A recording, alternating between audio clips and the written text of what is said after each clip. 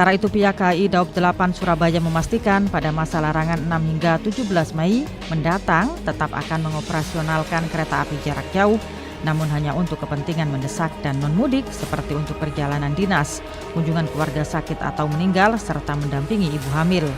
Ini sesuai surat edar Satgas COVID-19 nomor 13 tahun 2021 dan surat Dirjen Perkeretaapian. Namun setiap perjalanan wajib melampirkan surat tugas dari perusahaan bagi ASN, anggota TNI, Polri, pegawai BUMD, serta pegawai swasta. Sedangkan bagi pekerja sektor informal atau masyarakat umum wajib melampirkan surat izin dari kepala desa atau lurah setempat. Menurut Lukman Arif, manajer Humas PT KAI Daob 8 Surabaya, ada 9 KAI jarak jauh yang dioperasikan seperti Argo Bromo Anggrek, Argo Wilis, Gajayana, Bima, Marani, Sri Tanjung, Tawang Alun, Probowangi, dan Pasundan. Sedangkan untuk kereta api lokal hanya 4 kereta api dengan maksimal jam keberangkatan hingga pukul 8 malam. Di tanggal 6 sampai dengan 17 Mei nanti KAI tetap mengoperasikan beberapa kereta api jarak jauh. Total ada 9 yang kami operasikan di masa tersebut, dan perjalanan tersebut yang menjadi catatan dan harus diperhatikan oleh masyarakat bukan untuk mudik, tapi untuk pelaku perjalanan kebutuhan mendesak dan non-mudik.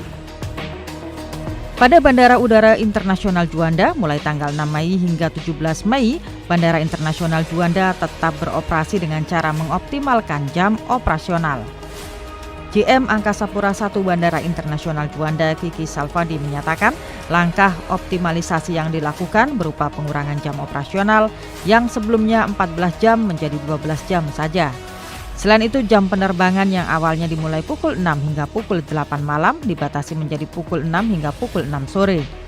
Sementara usai masa larangan mudik lebaran, terhitung mulai tanggal 18 Mei, jam operasional kembali normal seperti pada periode era new normal dengan 14 jam operasional. Selain membatasi jam operasional, pengelola bandara saat ini juga mengambil langkah dengan mengurangi frekuensi penerbangan hingga tidak beroperasi sementara waktu di rute tertentu. Khusus untuk penerbangan kargo tetap akan beroperasi dan dilayani Bandara Juanda selama periode peniadaan mudik. Terkait dengan penerbangan, memang kita tidak ada untuk penerbangan penumpang mudik.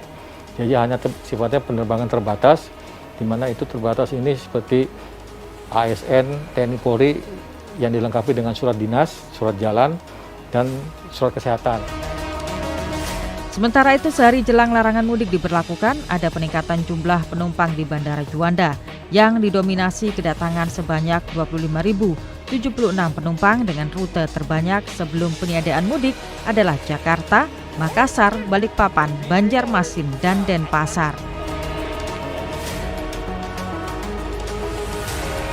Dari pantauan tanggal 6 Mei, hari pertama adanya larangan mudik oleh pemerintah mengakibatkan penurunan jumlah penumpang di Terminal Purabaya di Sidoarjo. Dari rata-rata 4.000 penumpang per hari selama pandemi, kini pada 6 Mei menjadi 300 orang dan dilayani 4 armada bus angkutan AKAP terbatas. Menurut Imam Hidayat, Kepala Unit Terminal Purabaya menjelaskan, sampai saat ini Terminal Purabaya masih beroperasi melayani jasa angkutan transportasi massal dari berbagai wilayah tujuan di Jawa Timur. Nantinya untuk warga Surabaya yang hendak menuju keluar kota akan dilayani oleh armada bus yang sudah menggunakan stiker bus angkutan antar kota antar provinsi terbatas. Dan untuk para calon penumpang juga harus mematuhi protokol kesehatan selama berada di terminal dan di dalam bus. Saya kira sepi ya, tapi masih ada bis 1 atau 2 armada ya, dari saya lihat dari perusahaan Restu, perusahaan bis Restu Menggala, satu lagi yang dari Atap, Sugeng Rayu sama Sumber Kencono TK. Itu semua memang bis yang berstiker yang boleh operasi, yang tidak berstiker tidak boleh beroperasi. Namun penyekatan lewat jembatan Suramadu justru membawa berkah bagi dermaga penyeberangan ujung Surabaya yang dioperasikan perusahaan plat merah. PT Angkutan Sungai Danau dan Penyeberangan atau ASDP Indonesia itu seolah bangun dari tidur panjangnya. Sebab saat jembatan Suramadu dilakukan penyekatan, para pemudik memilih naik kapal feri menuju Pulau Madura. yaitu dari dermaga Ujung Surabaya menuju dermaga Kamal Madura. Salah satunya adalah Supandi, pemudik asal Mojokerto yang memilih naik kapal feri agar sampai ke Madura. Kemana Pak? Kamal Madura. Mudik Pak ya? Pulang ke Madura ya? Iya. Pak tadi kok nggak lewat Suramadu gimana Pak? Ditutup di sana ya? Di sana nggak tutup, cuma diperiksa. Bisa kalau ada di Madura suruh balik ke Madura. Kalau yang Surabaya balik ke Surabaya. Sementara itu Eva Mardani, manajer operasional ASDP Surabaya mengatakan, sejak jembatan Suramadu dioperasikan, seluruh aktivitas penyeberangan seolah mati karena berpindah ke jembatan Suramadu. Pihak ASDP hanya mengoperasionalkan 2 unit kapal feri untuk tetap mengangkut penumpang setiap hari. Saat larangan mudik diberlakukan, penyeberangan kapal feri tetap bisa dilalui sebagai wilayah aglomerasi seperti Bangkalan, Madura, dan Surabaya.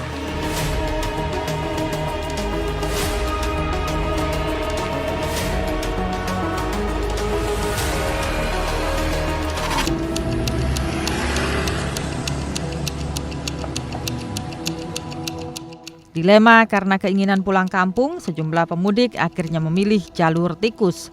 Seperti di Ponorogo, ada 3 jalur tikus yang digunakan pemudik, diungkapkan Kasat Lantas Polres Ponorogo AKP Indra Budi Wibowo. AKP Indra Budi Wibowo menambahkan ketiga jalur tikus tersebut berada di daerah perbatasan Wonogiri Ponorogo, tepatnya di Desa Biting, Kecamatan Badekan.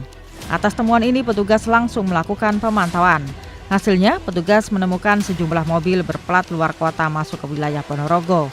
Jalur tikus, ya ini kita sudah melakukan penyekatan, cuman masih banyak masyarakat yang mencoba untuk masuk melalui jalur tikus. Ada beberapa jalur tikus ya di wilayah Ponorogo, itu kita sifatnya hunting, kita patroli, nggak terlalu kita publikasikan, tapi nanti kalau misalnya ada tangkapan nanti kita infokan kembali. Jalur tikus mudik juga terpantau di Magetan, tidak hanya di Cemorosewu, Kecamatan Pelausan, Kabupaten Magetan, yang menjadi jalur utama penyekatan pemudik. Beberapa jalur tikus perbatasan Kabupaten Magetan, Jawa Timur dengan Jawa Tengah juga dijaga ketat petugas, seperti di Kecamatan Parang yang berbatasan dengan Wonogiri, Jawa Tengah. Di sini, petugas gabungan dari polisi, TNI, Puskesmas, dan dibantu Banser juga melakukan pengetatan kendaraan pemudik. Setiap kendaraan baik roda 2 atau roda 4 yang dari luar daerah diperiksa petugas. Apabila ada pemudik, maka diwajibkan putar balik. Hal itu dilakukan untuk mencegah penyebaran virus COVID-19 utamanya dari luar daerah. Kapolsek Parang AKP Suyono mengatakan, sejak pemberlakuan larangan mudik pada tanggal 6 Mei 2021, jalur tikus di Parang Magetan sepi dari kendaraan pemudik, yang lewat hanya kendaraan warga lokal saja. Ya, jadi untuk Parang ini adalah perbatasan antara Kabupaten Magetan dengan Kabupaten Wonogiri, Jawa Tengah. Dan kalau dilihat dari jalan sini bagaimana? Ramai atau sepi dari Dari kemarin untuk di wilayah ini masih sepi, Pak. Jadi hampir tidak ada pemudik. Ya. Sementara itu, penyekatan di perbatasan Jawa Timur dengan Jawa Tengah di Kabupaten Tuban digelar tim gabungan mulai Kamis pagi 6 Mei 2021.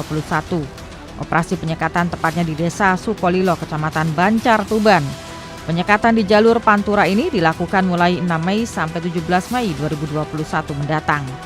Satu persatu kendaraan yang melintas masuk wilayah Jawa Timur diperiksa surat-surat kendaraan, surat jalan, dan surat bebas COVID-19. Kemudian para penumpang kendaraan juga dicek kondisi kesehatan serta tes suhu badan. Mereka yang memenuhi syarat akan diminta melanjutkan perjalanan. Sementara jika tidak, akan dipaksa untuk putar balik. Petugas terpaksa memutar 8 mobil pribadi milik para pemudik serta 2 bus antar kota, antar provinsi, jurusan Surabaya-Semarang. Bahkan saat diperiksa petugas, para penumpang bus yang rata-rata merupakan pemudik ini tidak memiliki surat bebas COVID-19. Kita sudah melaksanakan pemeriksaan kendaraan sejumlah 28 kendaraan dan sudah kita putar balikkan kendaraan itu sejumlah 8 kendaraan dan ini masih akan terus berlangsung. Atas penyekatan ini, sejumlah pemudik mengaku keberatan. Pasalnya, mereka merasa sehat meski tidak membawa surat bebas COVID-19. Meski demikian, mereka tidak bisa berbuat banyak dan terpaksa putar balik sehingga gagal pulang ke kampung halaman. Ya, sebenarnya bukan ya terganggu juga. Pertama terganggu, kedua kalinya saya betul-betul nggak ada penyakit gitu lah.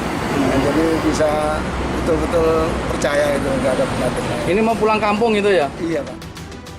Meski menerapkan larangan mudik secara tegas, namun ada beberapa persyaratan pemudik yang dapat diloloskan. Salah satunya pemudik yang pulang kampung dalam rangka keluarga meninggal, berobat karena sakit keras, serta mendapat izin pejabat daerah asal.